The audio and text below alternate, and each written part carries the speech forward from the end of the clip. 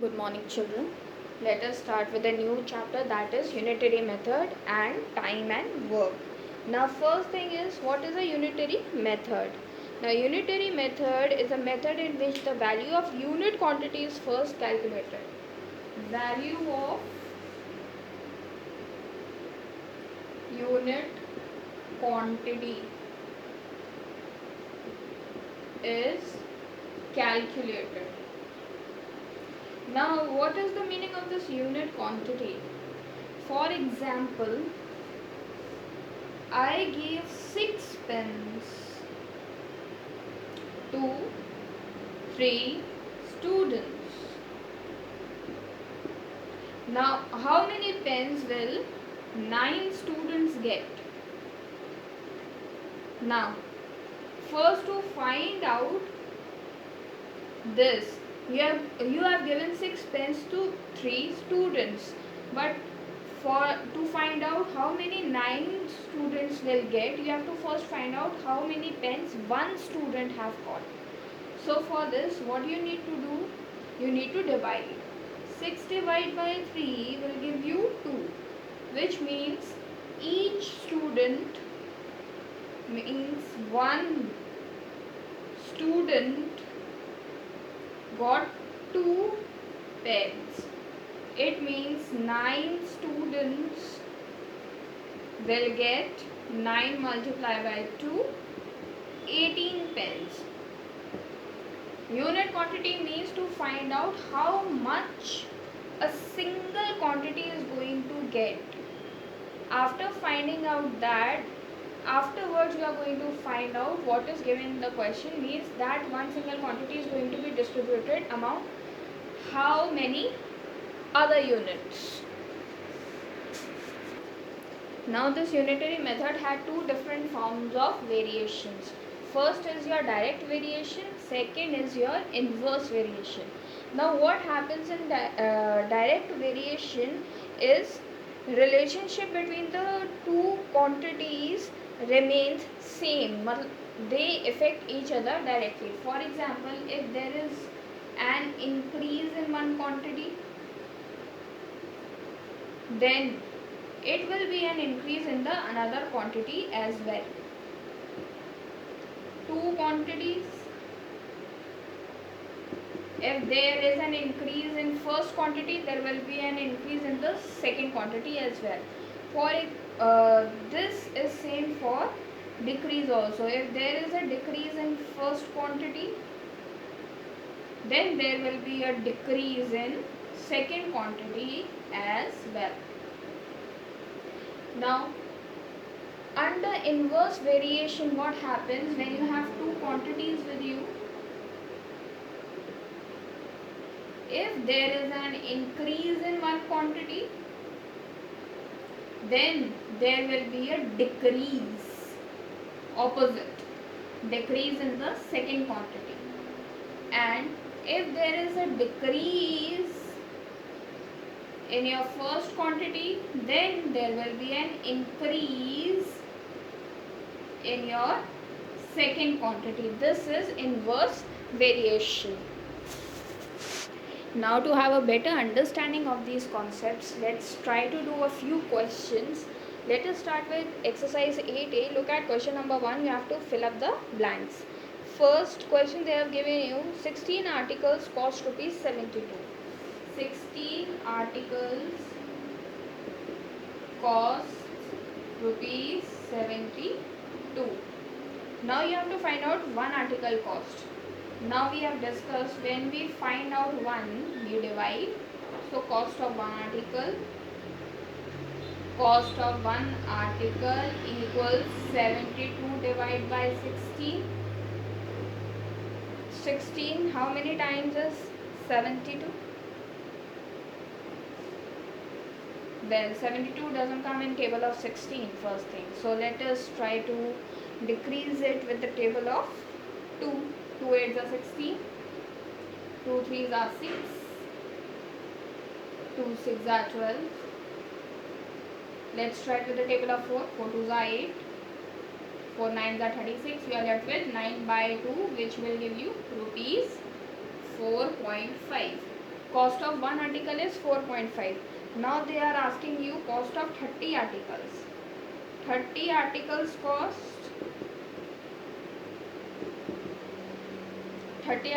of one article is 4.5. Cost of 30 articles rupees 4.5 multiply by 30. This will give you, when you multiply this, you will get rupees 135. Got it? Now let us try to do question number 2. Question number 2 says, at a party 8 packs of chips are served for every batch of 5 students. Now how many packets would be served if 40 students were present in the party? Now first one, what they have given you? They have given number of packets. Number of packets 8. It has been distributed to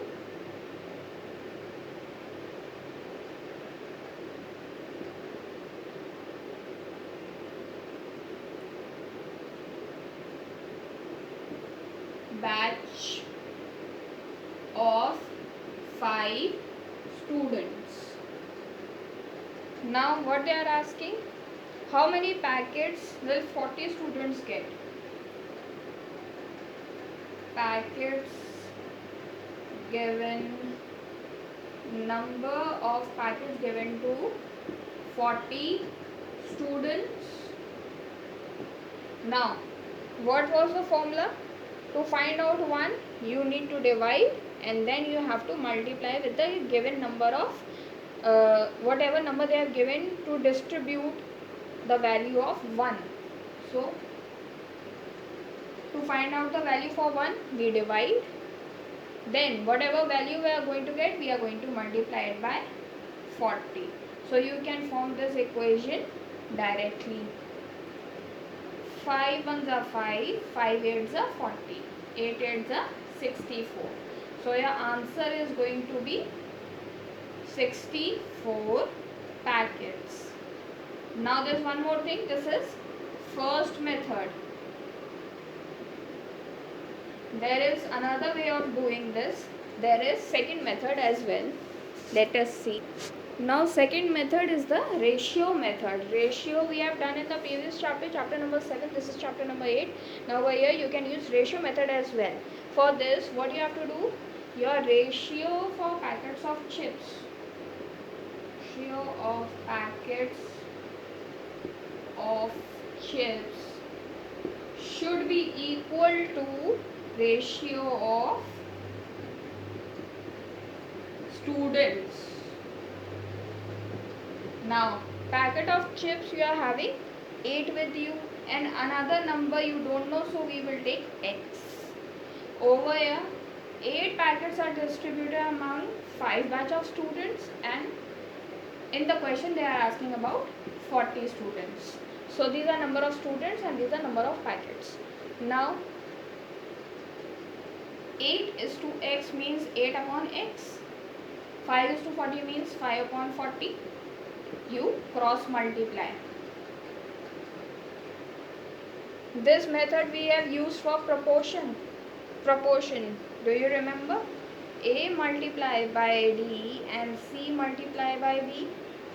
Same thing. So same way you have to do this.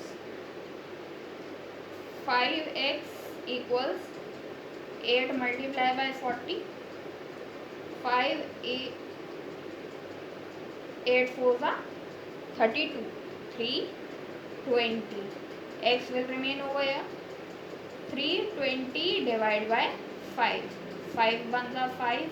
5 6 are 30. 5 4s are 20. Again you are going to get same answer. Now question number 3 is same as question number 2. So we will move on to question number 4.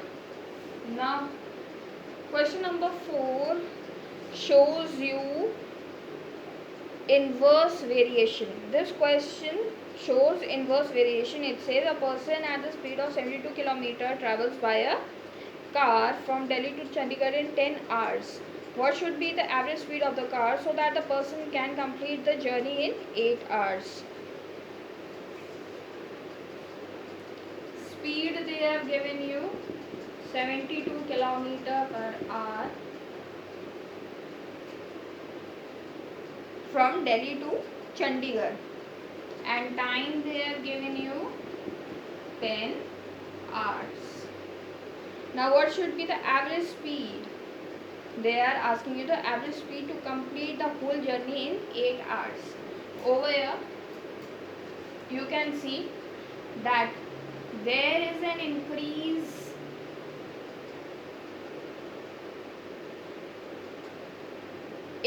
in time and decrease in speed, because they are going to complete the journey in 8 hours. In 8 hours means there is a decrease in time in the next level. So this is increase and this is decrease. More number of time, less is the speed, or more number of speed, less is the time. In this case this is inverse variation, so more number of time, less is the speed. In this case you need to multiply 72 multiply by 10. This will give you 720. Now what else they are asking you? You need to complete this in 8 hours. Now you have more of your speed and less of the time. This is kilometer per hour. More of speed and less of time. In this case you need to divide 720 divided by 8. This will give you 90 kilometer per hour. Okay, you can form this equation directly also. 72 multiplied by 10 upon 8. When you solve this, 8 9s are 72, again 90 kilometer per hour, same answer you are going to get. Now all the other related questions are same, so let's move on to question number 9, which is a very different question. It says a hostel had ration for 60 days for 500 students. After 12 days 300 more students joined. After 12 days 300 more students joined. Now they are asking you how long will the remaining ration last. So remaining ration will last. Now total number of days they are giving you 60, but after 12 days 300 more students joined, so you are going to subtract 12 from 60 to get ration number of days of for 500 students. 60 is total for 500 plus 300 students. To find out days for 500 students, you need to subtract 12 days from 60. So it will be 60 minus 12, you will get 48 days for 500 students. Now total number of students,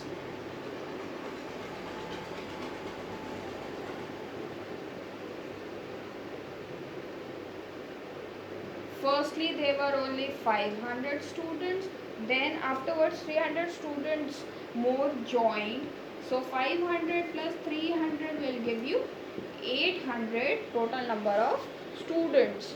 Now you have to find out how long will the remaining ration last. Now